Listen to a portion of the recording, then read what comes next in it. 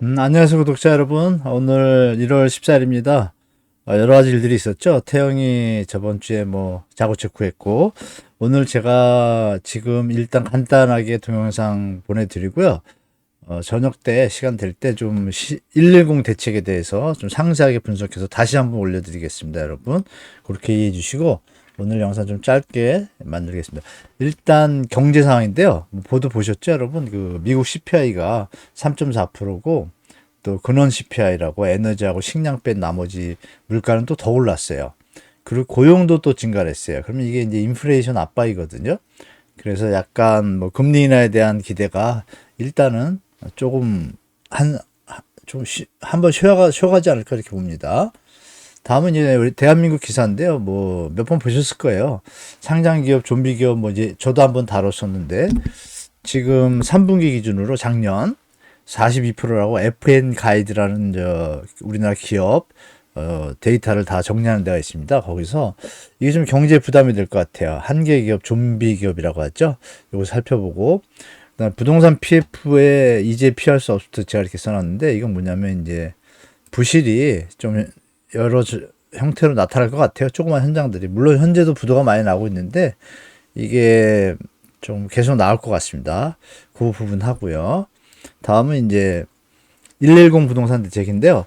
일단은 제가 간단하게 정리하고 시장방에 대해서 좀 말씀드리고 나머지 부분 시장상황 이런 거는 다시 한번 영상 만들어서 내일 아침에 보실 수 있도록 제가 만들어 보겠습니다, 여러분. 좀 더 이제 확대해 가지고요.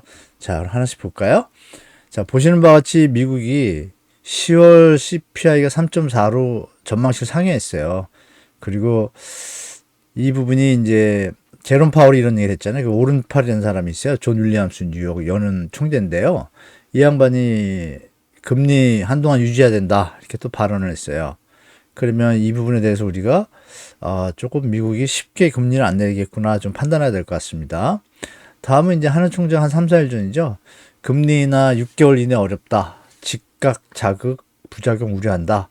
이렇게 딱 말씀을 하셨어요. 그러니까 우리가 이해할 수 있는 건 뭐예요, 여러분? 이게 아직 인플레이션이 완전하게 잡히지 않았다라는 느낌을 좀 받을 수 있죠, 여러분? 이렇게 보시면 되고요. 다음은 이제 미국 페드워치의 모습이에요. 가끔 보여드렸죠. 3월 회의 때 내릴 것이냐 말 것이냐에 됐을 때 보시는 바와 같이 아직까지 뭐 그렇게 크게 만약에 내려도 0.25 정도 내릴 수 있다라고 보는 분들이 많아졌는데 이 FOMC CPI 그 지수 나와가지고 내일 정도 되면 조금 바뀔 수 있다고 봐요. 그래서 그대로 유지가 이렇게 좀 나와 있고 대부분은 0.25 정도 내리지 않을까라고 시장에서는 전망하고 있습니다. 그런데 이 2023년 3분기 기준 좀비 기업 요거 말씀드렸잖아요.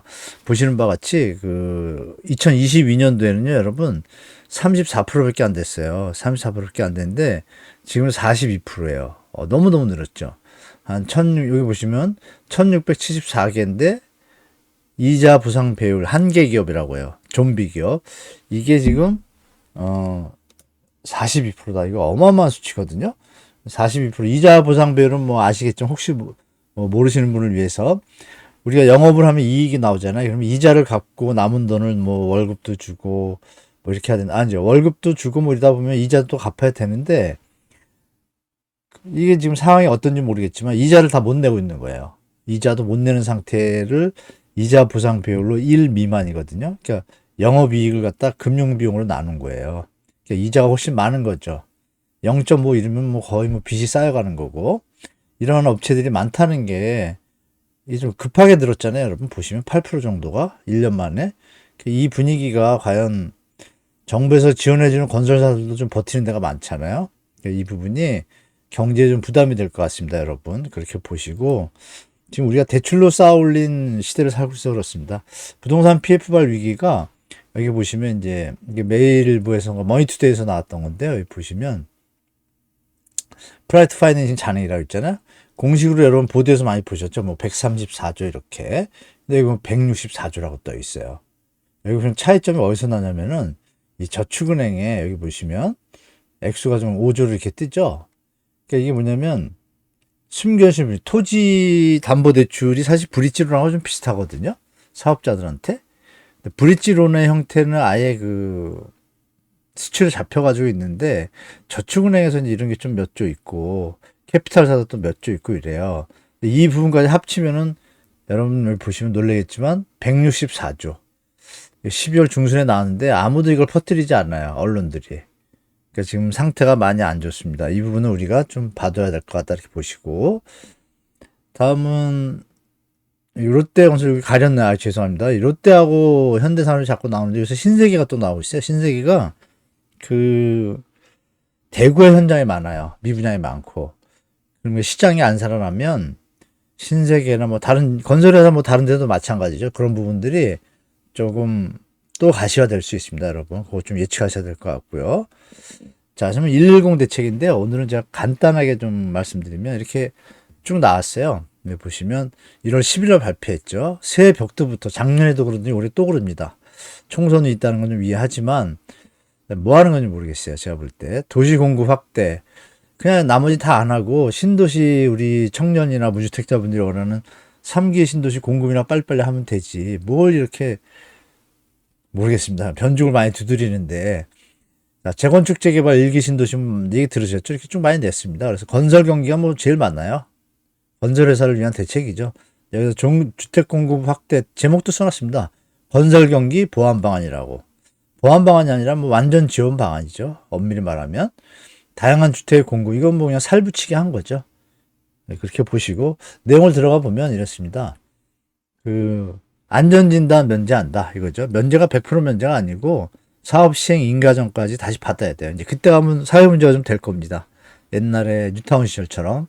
그래서 이거 쉽지 않다. 근데 이제 문제는 뭐냐면 두 번째 이제 재개발 노후도 이게 60%로 완화시켰어요. 그러면 우리가 생각할 게 제가 나중에 좀 해설하는 120 대책 해설 영상 따로 찍을 텐데 일단 말씀드리면 그럼 40%가 신축이라고 가정을 할게요. 그걸 부실 수가 있나요? 상식적으로? 민주주의의 기본 원칙이 대다수의 원칙, 특히 주거의 환경에 대해서는 개인재산권을 인정하기 때문에 지금 예전에 80%였다가 75% 낮춘 것도 말이 많은데 여기서 60%또 낮춘다? 나머지 40%의 의견은 무시가 된다? 이거는 최소의 피해가 아니라 극단적인 주민 갈등까지 나올 수도 있어요. 제가 볼 때.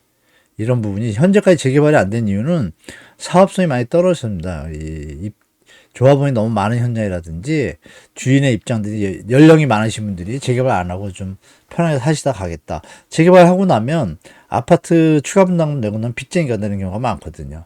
이게 이제 주택 소유주들한테 많이 공유가 돼서 좀 문제가 있고 사업지원금인데 50억을 현장마다 구역마다 지원하겠대요. 추진위원회 만들고 이러면 그 돈 뭐 10개 현장이면 500조고 100개면 5천조고 1000개면 5조인데 이것도 좀 문제입니다. 이거 마치 다 해줄 것처럼 50억이라고 제가 여기 써놨잖아요. 50억씩 주겠대요. 이 전세 사기에는 그렇게 인색하던 정부가 정말 이건 공평하고 공정하고 상식적이진 않다고 봐요. 일기 신도시 호재일까? 제가 볼 땐 만만치 않습니다. 일기 신도시 지금 가격 상승 쉽게 안 되거든요. 물론 뭐 언론이나 이런 데서 많이 얘기는 하지만 실제 사업성을 들여다보면 시간도 많이 걸리고 현재 주택시장이 앞으로 여기서 더 가격이 올라가기에는 좀 버거운 수준이기 때문에 제가 볼 땐 저는 크게 걱정 안 하고 있습니다. 생각보다. 자, 이렇게 말씀드린 것처럼 50억을 이렇게 대출해 준다는 거예요.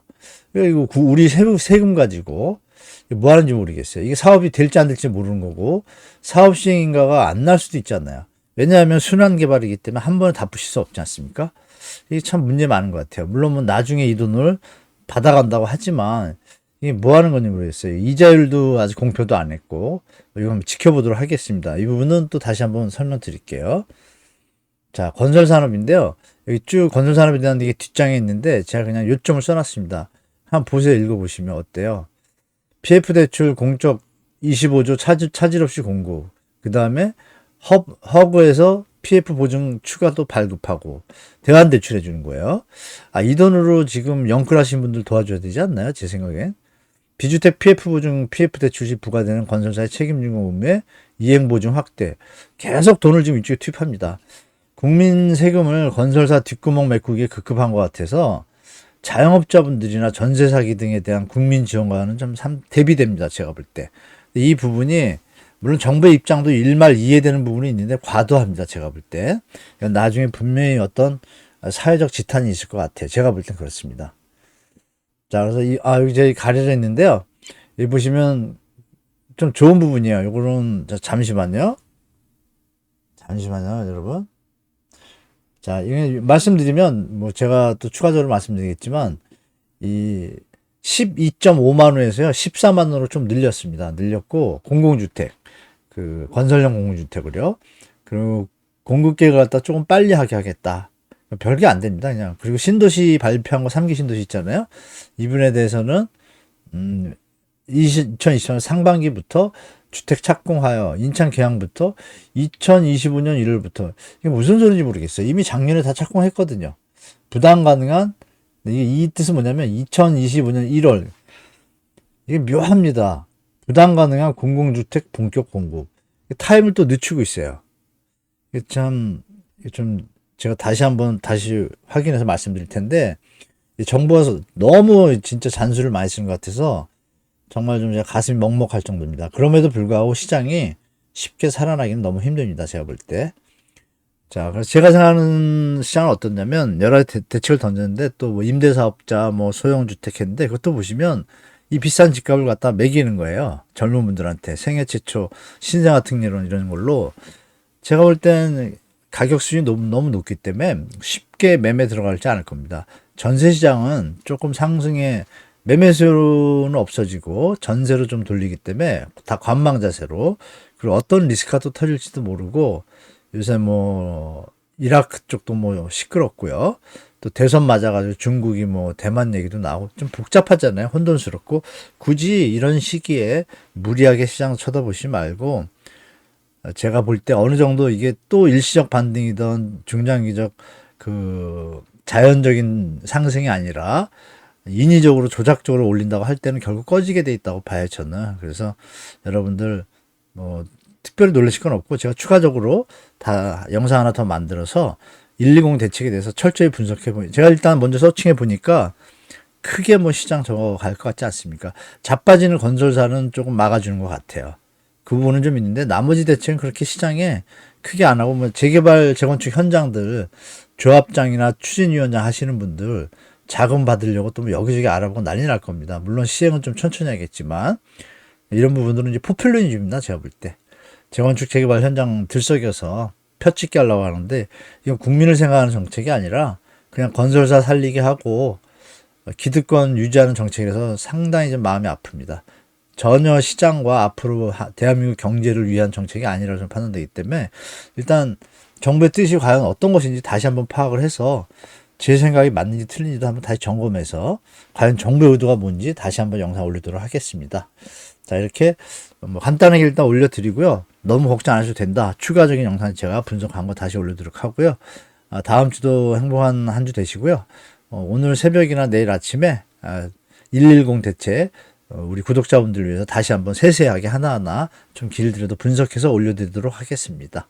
자, 이번 주도 그러면 행복하시고요. 또 영상 시청해주셔서 감사합니다. 다음 또 영상 때 뵐게요. 감사합니다.